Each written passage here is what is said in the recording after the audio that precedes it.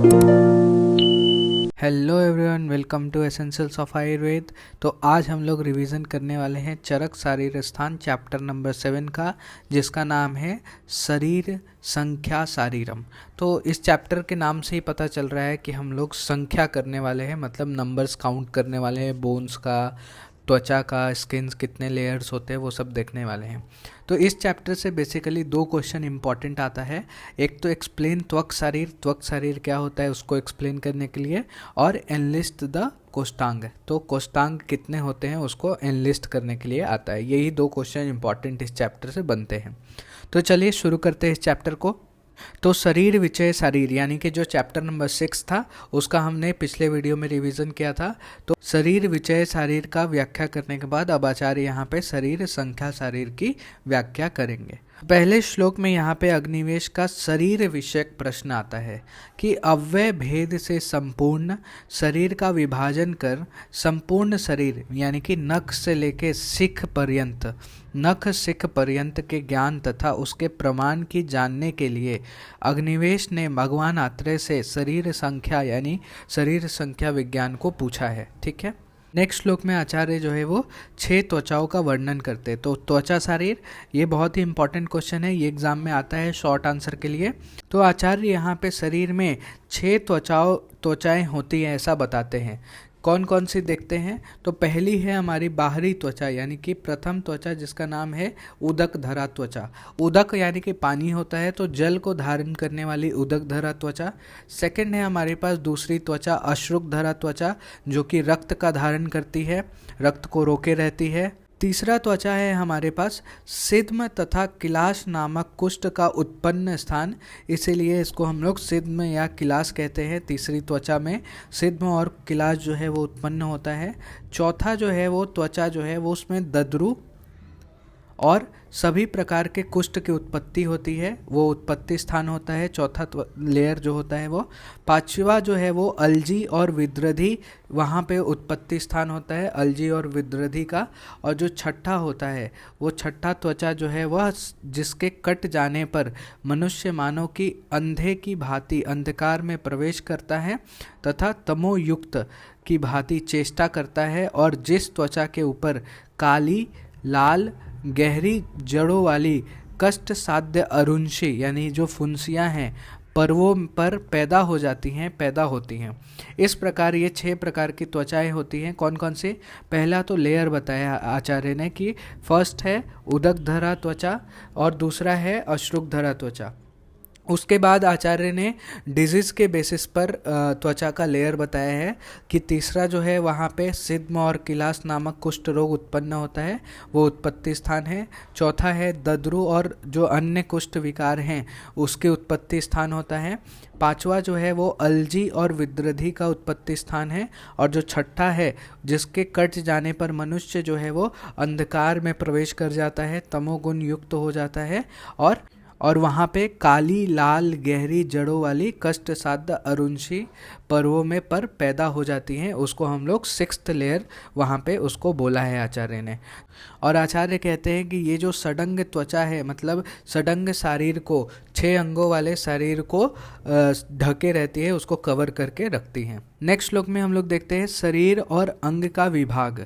तो उसमें यह शरीर के अंगों का विभाजन, जैसे 2 बाह होता है, 2 पैर होता है, मतलब 2 अपर लिम्ब होता है, 2 लोअर लिम्ब होता है, एक सिर होता है, एक गर्दन ग्रीवा होती है और मध्य शरीर होता है।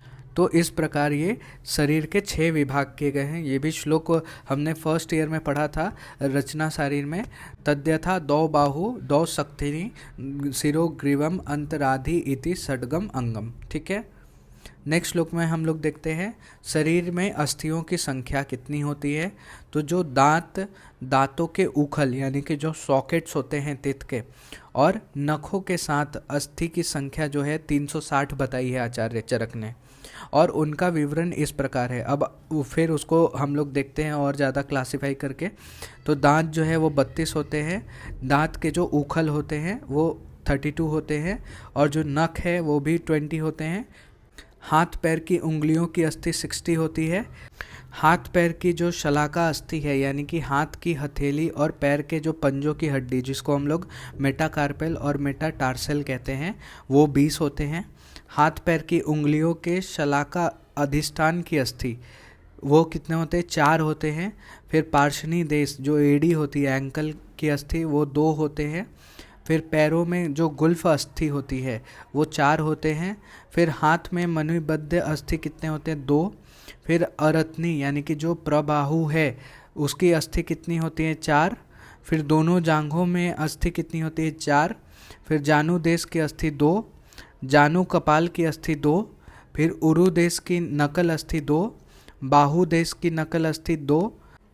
अंश की अस्थियाँ कितनी होती है? 2। अंश फलक की अस्थि कितनी है? 2। अक्ष अस्थि 2 है। जत्रु की अस्थि 1 है। तालु प्रदेश की अस्थि 2 है। श्रेणी फलक की अस्थि 2 है। भग अस्थि 1 है। पीठ की अस्थि 45 है। गर्दन की अस्थि 15 है। छाती की अस्थि 14 है।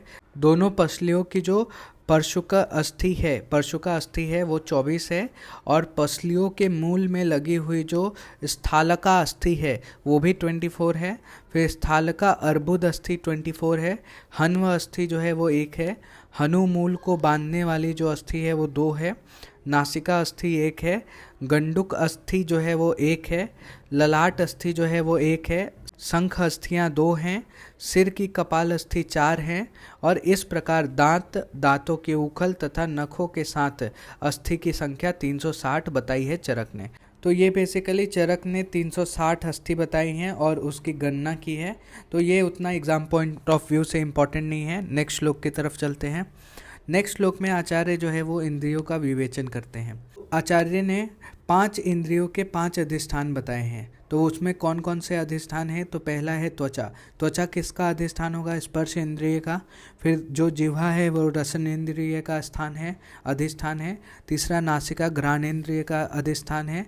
चौथा है हमारे पास 2 आँखें यानी नेत्र जो है वो चक्षु इंद्रिय के अधिष्ठान है। और पांचवा जो है वो 2 कर्ण जो कि श्रोत्र इंद्रिय के अधिष्ठान है। इनमें रहने वाली 5 बुद्धि इंद्रिय कौन कौन सी है? वही हमने जो अभी देखा, स्पर्श इंद्रिय, रसनेन्द्रिय, घ्राणेन्द्रिय, दर्शनेन्द्रिय और श्रोतेन्द्रिय। ठीक है। 5 कर्मेंद्रिय होते हैं, ये भी हम लोग जानते हैं। 2 हाथ होते हैं, 2 पैर होते हैं, 2 हस्त, 2 पाद। तीसरा है गुद। चौथा है उपस्थ जो कि स्त्री पुरुष के मूत्र इंद्रियों को कहते हैं। और पांचवा है जीवा। ठीक है। नेक्स्ट श्लोक में आचार्य जो है वो हृदय के बारे में बोलते हैं। हृदयम चेतना अधिष्ठान एकम, यानी कि हृदय जो है वो चेतना का एक अधिष्ठान है, एक प्रधान स्थान है। ठीक है। नेक्स्ट श्लोक की तरफ चलते हैं। श्लोक नंबर 9, जिसमें आचार्य ने 10 प्राणायतन के बारे में बताया है। तद्यथा मूर्धा, कंठ, हृदयम, नाभि, गुदम, बस्ति, ओज, शुक्रम, शोणितम, मांसम इति। तो ये जो है वो 10 प्राणायतन है। इसको देखते हैं हम लोग वापस से। तो प्राणों के 10 आयतन होते हैं, स्थान होते हैं। कौन कौन से? पहला है मूर्धा, कंठ, हृदय, नाभि, गुद, बस्ति, ओज, शुक्र, शोणित और 10वां है मांस। ठीक है। जो उपरयुक्त मूर्धा आदि जो प्रथम 6 हैं वो मूर्धा से लेके बस्ती तक, इनको मर्म कहा गया है। तो मूर्धा, कंठ, हृदय, नाभि, गुद और बस्ती, ये क्या है? मर्म के अंदर गणना की जाती है इनकी। ठीक है। नेक्स्ट श्लोक में हम लोग 15 कोष्ठांग देखेंगे। इससे भी बहुत इंपॉर्टेंट क्वेश्चन आता है 5 मार्क्स का, तो ये भी कर लेना चाहिए। तो शरीरस्थ कोष्ठों में 15 भेद होते हैं। कौन कौन से? तो 5-10 कोष्ठ अंगानी तद्यथा नाभिश्च, हृदयम च, क्लोमम च, यकृत च, प्लीहा च, वृक्को च, बस्तिश्च, पुरीसाधारश्च, अमाशयश्च, पक्वाशयश्च, उत्तरगुदम च, अधरगुदम च, क्षुद्रांतम च, स्थूलांतरम च, वपावहनम च। तो ये जो है वो 15 कोष्ठांग है। ये श्लोक आप याद कर लें, इजी श्लोक है और बहुत जल्दी याद आता है और 5 मार्क्स के लिए हमारा क्वेश्चन ये हो जाता है। तो नाभि है, हृदय है, क्लोम है, यकृत है, प्लीहा है, दोनों वृक्क हैं, बस्ती है, पुरीषाधार है, आमाशय है, पक्वाशय है, उत्तरगुदम है, अधरगुद है, क्षुद्रांत है, स्थूलांत्र है, वपावहन है। तो ये 15 जो है वो कोष्ठ अंग चरक ने बताए हैं। ठीक है। नेक्स्ट श्लोक में आचार्य 56 प्रत्यंग यानी कि 56 प्रत्यंग का वर्णन करते हैं। ऊपरयुक्त 6 अंगों से संबंधित जो 56 प्रत्यंग होते हैं ऐसा बताते हैं। पहले अंगों की गणना करते समय जिनको हमने नहीं गिना था, मतलब जब हमने 360 बोन्स की गणना की थी तो चरक ने इन सभी प्रत्यंगों का गणना वहाँ पे नहीं किया था, वहाँ पे इनको नहीं काउंट किया था। तो उन अन्य प्रत्यंग के पर्याय यहाँ पे प्रकाशित किए जा रहे हैं। तो जो भी बच गया है, जैसे मसल्स वगैरह बच गया है, कार्टिलेज वगैरह बच गया है, तो उनको भी यहाँ पे काउंट कर रहे हैं आचार्य। तो जैसे जंघाओं की पिंडलियाँ जो काफ रीजन के मसल्स होते हैं, 2 उरु पेडिकाएँ होती हैं जो थाई रीजन्स में होते हैं, 2 स्फिक होता है ग्लूटियल रीजन, 2 वृषण है टेस्टिस, 1 सेफ है यानी कि पेनिस है, 2 उखाएँ हैं यानी एक्जिला है, 2 वंक्षन है यानी इंग्वाइनल रीजन है, 2 कुकुंदर है यानी जो दोनों तरफ से जंघा अस्थि के पीछे की ओर जो निकला हुआ भाग होता है उसको काउंट किया है कुकुंदर बोल के।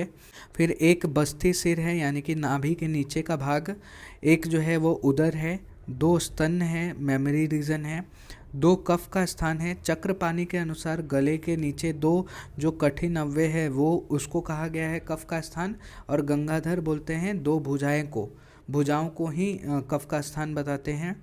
फिर 2 बाहों की पिंडलियाएँ हैं जैसे बाइसेप्स मसल, फिर 1 चिबुक है जो कि चिन, 2 होठ है लिप्स जो हैं, 2 श्रुक्कणी है यानी कि जो मार्जिन ऑफ लिप्स जिसको हम लोग कहते हैं, 2 दंत वेष्टक है, मसूड़े गम्स को गिना है, फिर 1 तालु है पैलेट है, 1 गल शुंडिका है यूविला जिसको कहते हैं, 2 उपजीविकाएं हैं टॉन्सिल्स, 1 गोजिह्वा है यानी कि जीभ के जो नीचे छोटी छोटी जीभ होते हैं स्मॉल टंग्स उसको काउंट किया है, 2 गंड स्थल है चिक्स हैं, 2 कर्ण सस्कुली है यानी पिन्ना और लोब्यूल्स ऑफ ईयर, 2 कर्ण पुत्रक हैं, 2 अक्षिकोट हैं ऑर्बिट्स, 4 आँख के वर्त्म हैं यानी कि प्रत्येक आँख की 2 भौवें आईलिड्स, और 2 जो है वो अक्षी कर्णिकाएँ हैं प्यूपिल्स हैं, 2 भौवें हैं आईब्रोज। फिर 1 अवटू है यानी कि जो गर्दन का पिछला भाग है नेप ऑफ द नेक, 4 पानीपाद है और हृदय है, 2 हाथ और 2 पैरों की तलुए, उसको आचार्य ने 56 प्रत्यंग बता के यहाँ पे काउंट किया है अलग से। ठीक है, नेक्स्ट श्लोक में आचार्य शरीर के 9 बड़े छिद्रों का वर्णन करते हैं। तो मानव शरीर में 9 बड़े बड़े छिद्र होते हैं। कौन कौन से? 7 सिरो प्रदेश में रहते हैं जिसमें 2 आँख है, 2 नासिका है, 2 कान है और 1 मुख है, और 2 नीचे भाग में रहते हैं, 1 गुद प्रदेश में और 1 मूत्र मार्ग में। तो ये जो है वो 9 बड़े छिद्र आचार्य ने वर्णन किए हैं। नेक्स्ट श्लोक में हम लोग देखते हैं दृश्य शरीर का स्वरूप कैसा होता है। तो इतना यानी कि जो त्वचा से लेकर हाथ पैर के वर्णन तक अभी तक जितना वर्णन किया गया है यही शरीर है, यही दृश्य शरीर है, और जो दिखाई देने योग्य अव्यय समूह है, और इन्हीं का निर्देश भी किया जा सकता है। ठीक है, नेक्स्ट श्लोक में आचार्य जो है वो स्नायु आदि का संख्या बताते हैं कि इसके आगे जो भी वर्णन किया जाएगा वह केवल तर्क, मतलब ये दिखाई नहीं देता, ये तर्क अनुमान के बेसिस पे आचार्य जो है वो उसकी गणना करते हैं, तो अतः उसका निर्देश यहाँ पे नहीं किया जाएगा। तो जैसे स्नायु जो है वो उनकी संख्या 900 बताई है, जो सिराएं हैं वेंस है, स्नायु मतलब लिगामेंट्स, सिराएं मतलब वेंस, उनकी संख्या 700 बताया गया है। धमनी यानी आर्टरीज जो हैं वो उनकी संख्या 200 बताई गई है। जो पेशी है मसल्स है उनकी संख्या जो है वो 400 बताई गई है। जो मर्म स्थान है वाइटल स्पॉट्स उनकी संख्या 107 बताई है। संधियों की संख्या जो है जॉइंट्स की संख्या 200 बताई है। सिराओं यानी जो वेंस हैं और धमनी यानी कि आर्टरीज के जो अनुरूप हैं यानी कि स्मॉल आर्टरी स्मॉल वेंस, वो भी बटे हुए सूक्ष्म मुख आग्रों का परिणाम वो कितने हैं? 29,956 29,956 हैं। अब ये जो 29,956 की संख्या जो है वो केश की भी बताई है, दाढ़ी की भी बताई है, रोम की बताई है, ये भी सेम होते हैं। नेक्स्ट है कि यह त्वचा से हाथ पैर तक के दृश्य अव्यय तथा उनके बाद तर्क यानी कि जो अनुमान गम्य अव्यय की गणना ठीक प्रकार से कर दी गई है। तो बेसिकली यहाँ पे जो दिखाई देते हैं त्वचा से लेकर हाथ तक और पैर तक, वहाँ जो भी दिखाई देते हैं उसकी भी गणना कर ली गई है, और जो अनुमान गम्य है उसकी भी गणना यहाँ पे उन्होंने कर दी है। ठीक है। अब ये दोनों ही संख्या तब तक बदलती नहीं है जब तक कि शरीर में किसी प्रकार की विकृति नहीं आ जाती है। नेक्स्ट श्लोक में हम लोग देखते हैं रस आदि का परिणाम। तो मानव शरीर में जो रस आदि धातु अंजलि प्रमाण से गिने यानी नापे जाते हैं, उनका अब हम यहाँ पे आचार्य उपदेश करते हैं। अब जिसका यहाँ जो परिणाम बताया गया है वह प्रमाण जो है वो उसका अधिकतम समझना चाहिए। जो भी प्रमाण यहाँ पे बताया गया है वो मैक्सिमम क्वांटिटी बताई गई है, उसको बढ़ाते घटाते रहने वाले अनुमान के द्वारा समझे। आचार्य कहते हैं कि अपनी अंजलि के अनुसार शरीर में 10 अंजलि जल का परिमाण है। जो जल बाहर निकलते हुए पुरुष के साथ निकलता है या फिर निकल जाता है, या प्रकृति जिसको निकाल देती है, वह जल का अति योग यानी कि मात्रा से अधिक संग्रह है। इसी प्रकार मूत्र, रक्त और शरीर की अन्य धातुओं के साथ भी वह जल जो है वो अपना संबंध स्थिर करता है। अब संपूर्ण शरीर में भ्रमण करने वाले जल धातु को बाहरी त्वचा यानी कि जो उदक धरा धारण करती है, जो कि हमने देखा था, अपने द्वारा रोके रखती है। जो जल त्वचा के भीतर स्थित व्रण उत्पन्न हो जाते हैं पर लसिका संज्ञा को प्राप्त हो जाते हैं। अगर त्वचा के अंदर व्रण उत्पन्न हो रहा है तो उसको लसिका वहाँ पे संज्ञा दी गई है। जो जल गर्मी से अनुबद्ध यानी कि प्रभावित होकर लोमकूप से निकल जाता है उसको स्वेद बोला गया है और स्वेद संज्ञा प्राप्त हुई है। और जो जल 10 अंजलि के प्रमाण का है, अर्थात उस शरीर में स्थित जल का प्रमाण जो है वो 10 अंजलि मात्रा बताई गई है। तो यहाँ पे जो है ऊपर उदक का वर्णन किया गया है। उदक जब उसमें व्रण हो जाता है तो उसको लसिका नाम दे देते हैं। उदक में जब गर्मी से वो बाहर निकलता है तो उसको स्वेद का नाम दे देते हैं। तो उसका कितना मात्रा बताया गया है? 10 अंजलि। 10 अंजलि आचार्य ने मात्रा बताया है। फिर आहार के परिपाक हो जाने के बाद जिसको रस धातु कहते हैं उसका परिमाण कितना है? 9 अंजलि।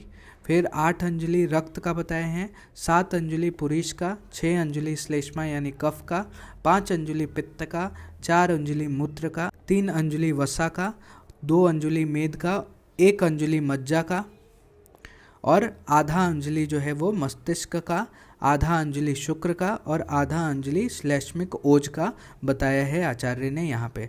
तो ये बहुत ही इम्पॉर्टेंट है, ये भी अंजलि प्रमाण करके ये क्वेश्चन आ सकता है कि उदक का कितना है? 10, फिर जो रस धातु है उसका 9 है, रक्त का 8 है, पुरीष का 7 है, श्लेष्मा का 6 है, फिर पित्त का 5 है, मूत्र का 4 है, वसा का 3 है, मेद का 2 है, 1 अंजलि किसका है? मज्जा का, फिर आधा अंजलि जो है वो मस्तिष्क का जो CSF फ्लूइड होता है, फिर आधा अंजलि शुक्र का और श्लेष्मिक ओज का भी आधा अंजलि प्रमाण बताया गया है। ठीक है। नेक्स्ट श्लोक में आचार्य जो है वो पंच जो भौतिक भाव हैं उसको समझाते हैं। तो पार्थिव भाव यानी पृथ्वी महाभूत से उत्पन्न होने वाले जो विशेष रूप से भाव हैं वो कैसे हैं और क्या क्या हैं। तो शरीर में जो विशेष रूप से स्थूल, स्थिर, मूर्तिमान, गुरु, खर और कठिन अंग हैं वो सब पार्थिव महाभूत से उत्पन्न होते हैं। वो पार्थिव महाभूत प्रधान हैं, जैसे नख है, अस्थि है, दांत है, मांस है, चर्म है, वर्चस है, मल है, केश है, समश्रु है यानी कि दाढ़ी मूछ वगैरह, लोम है, कंडरा है, ये सभी अंग, गंध और नासिका भी पार्थिव महाभूत जो है वो उससे उत्पन्न होता है, उसमें प्रधानता पार्थिव महाभूत की है। नेक्स्ट है आप पे भाव क्या क्या हैं। तो जो द्रव्य है सर, मंद, स्निग्ध और मृदु और पिच्चिल गुण का है, जो द्रव्य है ये सब जो है वो आप पे महाभूत का है यानी जल महाभूत से प्रधानता रखता है। और क्या क्या है? रस है, रक्त है, वसा है, कफ है, पित्त है, मूत्र है, पसीना आदि जो स्वेद है, और रस और रसना यानी जीव, ये सभी जो है वो जलीय महाभूत यानी कि जो जल महाभूत की अधिकता रखता है। नेक्स्ट है तेज महाभूत के भाव, जो शरीर में पित्त, ऊष्मा तथा तेज या फिर चमक ये सब रूप और दर्शन यानी जो चक्षु इंद्रिय है, ये सभी जो है वो तेज महाभूत के भाव हैं। इनमें तेज महाभूत की प्रधानता रहती है। नेक्स्ट है हमारे पास वायव्य महाभूत, जो उच्छ्वास, प्रश्वास, उन्मेष यानी कि आँखों का खुलना, निमेष यानी कि आँखों का मूंदना, ब्लिंकिंग ऑफ, जैसे हम लोग कहते हैं ना आँख खोलना, closing of the eyes, opening of the eyes, फिर अंगों का आकुंचन, सिकुड़ना, कॉन्ट्रैक्शन, प्रसारण, फैलना, फिर गमन, प्रेरण, धारण आदि जो स्पर्श और स्पर्शन यानी कि जो त्वक इंद्रिय है वो वायव्य भाव है। ठीक है। नेक्स्ट है आंतरिक्ष भाव, तो जो शरीर में विविक्त यानी कि शून्य स्थान है और बड़े और छोटे श्रोत्र हैं, जो स्पेस है, और जो शब्द और जो श्रोत इंद्रिय है वो सब जो है वो आंतरिक्ष यानी कि आकाशीय भाव है। और लास्ट है हमारे पास आत्मज भाव, जो इन सब का प्रयोग करने वाला है वह प्रधान आत्मा है। और बुद्धि, मन भी प्रधान है, ये भी ज्ञान संयोग के में कारण बनते हैं। इस प्रकार शरीर के अवयव की संख्या मोटे रूप से अव्यय भेद के द्वारा बता दी गई है, आचार्य कहते हैं। तो यहाँ पे 6 भावों का वर्णन किया गया है, वो देख लें, ये भी क्वेश्चन आ सकता है। नेक्स्ट श्लोक में आचार्य शरीर अवयव की असंख्यता का वर्णन करते हैं। ऊपर जिन स्थूल अवयवों का निर्देश किया गया है, वास्तव में जब उनको परमाणु रूप में विभाजित किया जाता है तो वे अनगिनत हो जाते हैं। क्योंकि परमाणुओं की संख्या अनगिनत है, वे अति सूक्ष्म होते हैं और इनका ग्रहण चक्षु इंद्रिय के द्वारा नहीं किया जा सकता है। उन परमाणुओं के संयोग यानी कि परस्पर जुटने से और विभाग यानी कि जुटे हुए परमाणुओं को अलग होने से वायु, उनमें वायु, कर्म यानी कि जो पुनर्जन्म अर्जित कर्म है, वर्तमान धर्म अथवा अधर्म है, और स्वभाव ही कारण होता है। 3 कारण होते हैं उनके, जो परमाणु के संयोग और विभाग में। वायु, कर्म जो भी पूर्व जन्म अर्जित कर्म है या फिर वर्तमान में जो भी धर्म अधर्म कार्य कर रहे हैं हम लोग, और स्वभाव, ये 3 कारण होते हैं। ठीक है। नेक्स्ट श्लोक में आचार्य जो है वो शरीर अव्यय ज्ञान का लाभ बताते हैं। यह शरीर अनेक अवयवों से युक्त कहा गया है। उन अनेक अवयव को एक में मिला हुआ देखना ही संग यानी कि आसक्ति यानी कि संसार के प्रति अनुराग तथा पुनर्जन्म तथा संतान प्राप्ति की कामना है।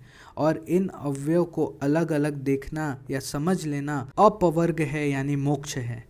उसमें जब प्रधान प्रकृति से संग रहित यानी कि असक्त होता है, तब जो आत्मा है वो प्रकृति से असक्त होता है, संग रहित होता है, तब वह सब प्रकार की सत्ता के से निवृत्त हो जाता है, डिटैच हो जाता है और स्वयं निवृत्त यानी मुक्त हो जाता है, मोक्ष को प्राप्त कर लेता है। अर्थात उक्त संयोग विभाग की श्रृंखला की समाप्ति हो जाने पर प्रधान यानी कि जो आत्मा है वो सर्वतोभावेन मुक्त हो जाता है। ठीक है। तो यहाँ तक हमने इस चैप्टर का रिवीजन कर लिया। Thank you, hope you like the video. अगर आपको वीडियो अच्छी लग रही है तो अपने दोस्तों में शेयर करें। Thank you.